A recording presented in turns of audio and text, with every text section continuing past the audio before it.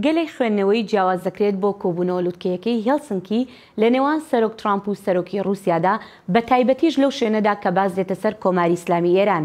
هەر لە دوای ئەو کۆبوونەوەیە زمانی لێدوانەکانی کاربەرستانی ئەمریکایی و ئێرانیش توندیەکی زۆری پێوە دیارە بە ئەندازێک گەیشتۆتە ئاستی هەڕەشەلەیەکردن.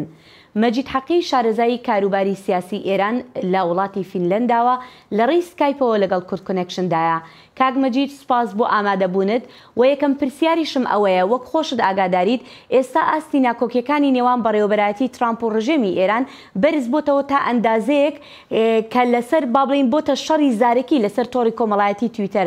ئایا پێت وایە ئەم گرژیە نوێیانە پەیوەندیان بە کۆبوونەوەکەی نێوان ئەمریکا و رووسیاوە هەبێت؟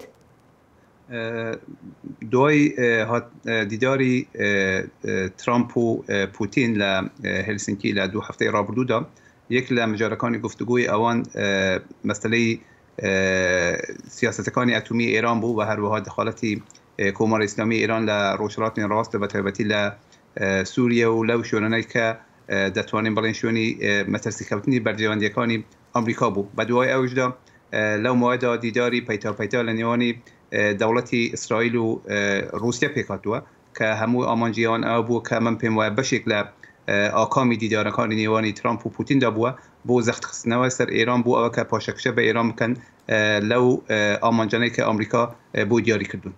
بەڵێ باشە کاک مەجید، ئێران هەڕەشەی داخستنی تەنگەی هورموز دەکات. ئایا ئەگەر کارێکی وا بکات پێت وایە ببێتە هۆی هەڵایسانی شەڕێک؟ بێگومان ئێران بەهۆی ئەوە کە نێزیکترین وڵاتی لەسەرەوەیە بۆ تەنگەی هورموز دەتوانێت ئەو کار بکە، بەڵام ئاسەوارەکانی و ئاکامی بۆ ئێران یەکجار زۆر قورسەوە دەبێت هەر وەکو لە هەشتاکاندا جارێک ئێران ئەو کارەی کردووە و لەو ماوەیەدا یەک لە سێی هێزەکانی دەریایی ئێران ئەو کات لەناوچوو. لە کاتی جێبەجێکردنی هەڕەشەیەکی وە من پێم وایە ئێران زۆر زیان دەکاتن و ئەو کات ئێران کۆماری ئیسلامی هەموو ئێران بە ناوچەش بەرەو شەڕێکی نەخوازراو دەبات. من پێم وانییە ئێران توانایی ئەوە هەبێتن ئێستا یا تەنانەت جورئەتی ئەوە هەبێتن کە تەنگەی هورموز بگرێت، بەڵام زۆرتر هەڕەشە دەکات هەڕەشەکانی بە دوو بەنبەست دەبینم. یەکم بەهۆی ئەوە کە لەناو خودی ئێراندا ناڕەزایەتیەکان یەکجار زۆرن، جەناحەکانی ناو ڕژیمدا تەنانەت ئەوەی کە ئێستا موسەویش لە زینداندا هاتووە بۆ هانای کۆماری ئیسلامی بۆ کە نجاتی بدات، چونکە دەڵێ ئێمە شەڕی ماڵی ناو خۆمان هەیە بەڵندەمانیانی خۆمان پارێزن. پێمانە جورئەتی ئەوەی هەبێتن ئەو کارە. باشە کاک مەجید، ئەگەر هاتوو شەڕێک هەڵگیرسا لە ناوچەکە وەکو ئێستا کە باسیەکەی کەشیانی ئەوە هەیە، ئایا پێت وایە خەڵکی لە ناو ئێراندا دژ بە کۆماری ئیسلامی ئێران بجوڵێن؟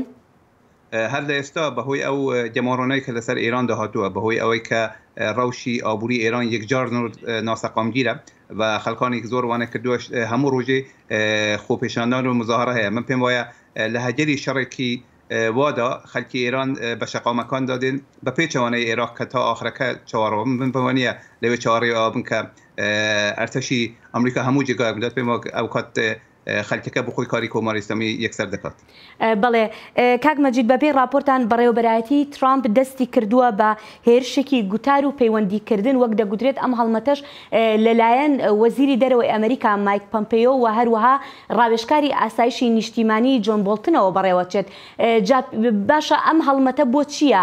ئایا پێت وایە تەنها فشارە ئابوووریەکان بەس نییە بۆ سەر ئێران یاخود بۆ ڕاگررتنی ڕفتارەکانی ئێران؟ خەڵکی ئێران ساڵهای ساڵە نزیکەی 40 ساڵە دەیانەوەی لە چنگی کۆماری ئیسلامی ئێران ڕزگار بێت و لەو ماوەیەدا زۆر داوای هاوکاری و هاودەنگی کۆمەلگای نانەتەوەی کردووە. ئێستا دوای نزیک بە 40 ساڵ ئەگەر دەوڵەتی ئەمریکا بە تایبەتی وەزیری دەرەوەی ئەو وڵاتە و ڕاوێژکاری ئەمنیەتی ئەو وڵاتە بێتن پشتیوانی لە خەڵکی ئێران بکەن و لە دەنگی ئەو خەڵکە ببیزن، من پێم وایە ئەمە هاندەرێکی باشە بۆ ئەوە کە خەڵکەکە لەناو خۆیدا تەحملی ئەوە هەموو زەختانەی هەم سیاسی هەم ئابووری نەکاتن و بتوانێتن لە چنگی ئەو ڕژیمە ڕزگار بێت. بەڵێ کاک مەجید، زۆر بە کورتی دوا پرسیارم، ئەگەر هەر شتێک ڕوو بدات مەبەستی وڵاتە یەکگرتوەکانی ئەمریکا پێت وایە چی بێت؟ ئایا گۆڕینی ڕژێمی ئێرانە یاخود تەنها سنووردارکردنی ڕفتارەکانی ئێرانە؟ لە سیاسەتی ڕسمی ئەو وڵاتەدا زۆرتر گۆڕینی ڕفتاری ڕژیمی کۆماری ئیسلامیە، هەر وەکو دوێنێش مایک پۆمپیۆ کوت گۆڕینی ڕژیم بەدەستی خەڵکی ئێرانەوە، یعنی خەڵکی ئێران بخۆی دەبێت هەرسێت بۆ گۆڕانی ڕژیم، بەڵام بێگومان لە کاتێکی وادا کۆمەلگای نانەتەوەی و بە تایبەتی ئەمریکا من پێم وایە ئەو کات پشتیوانی دەکات. بەڵێ مەجید حەقی، پسپۆڕی کاروباری سیاسی ئێران، سپاس دەکەین بۆم دەرفەتە.